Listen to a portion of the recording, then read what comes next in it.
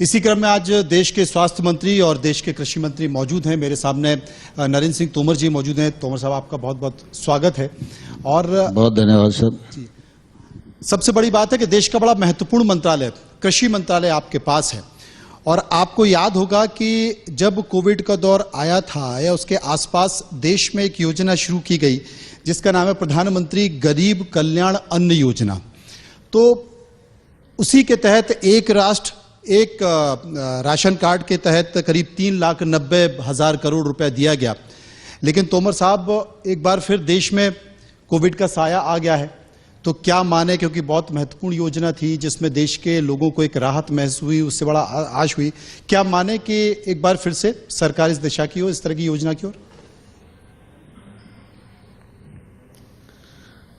देख, कोविड के समय में स्वाभाविक रूप से देश में चिंताजनक स्थिति थी। आवागमन के साधन भी बंद थे, पूरी अर्थव्यवस्था भी बंद थी। एक स्थान से दूसरे स्थान पर काम करने जाने वाले लोग, उनके भी आवागमन देश को चिंतित करने वाले थे।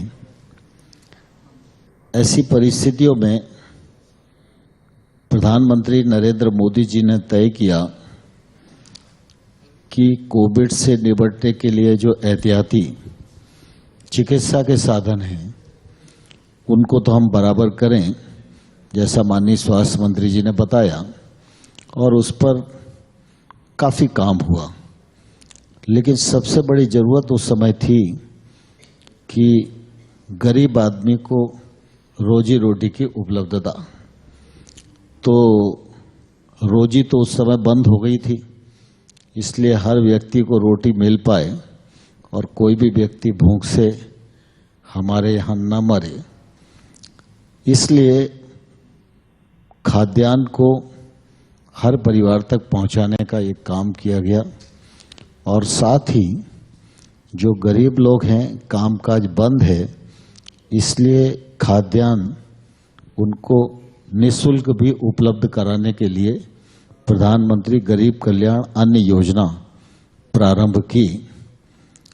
इस योजना के अंतर्गत 1118 मीट्रिक टन खाद्यान्न का वितरण इन 7 चरणों में हुआ है।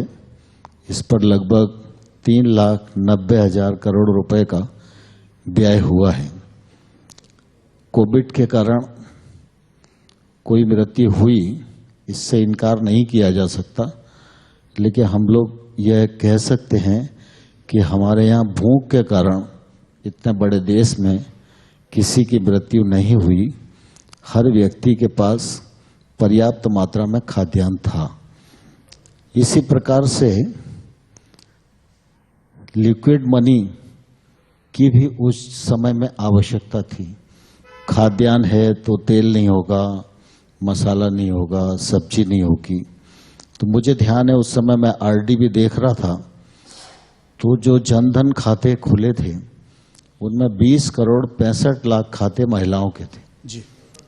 तो ऐसी 20 करोड़ 65 लाख महिलाओं को 3 किस्तों में 30,200 करोड़ रुपया उनके अकाउंट में पहुंचाने का काम किया, जिससे कि उनके घर का काम ठीक प्रकार से चल सके।